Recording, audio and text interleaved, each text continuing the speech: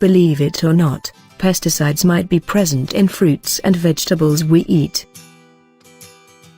They are primarily used during the cultivation of crops and in some cases may remain as residues.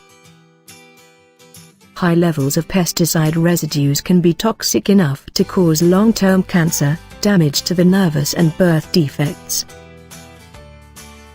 The top offenders for heavy pesticide residue are potatoes, strawberries, apples, snap peas, grapes, celery, spinach, sweet bell peppers and cherry tomatoes.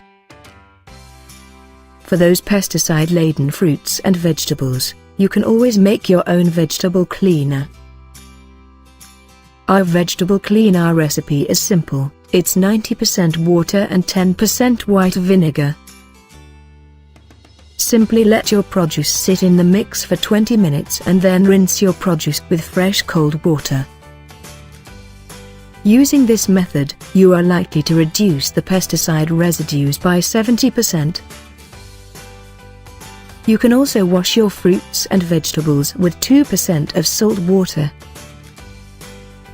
This should remove most of the contact pesticide residues that normally appear on the surface. If you like the video, give it a thumbs up and share it with your friends. For more recipes and tips, subscribe to the channel.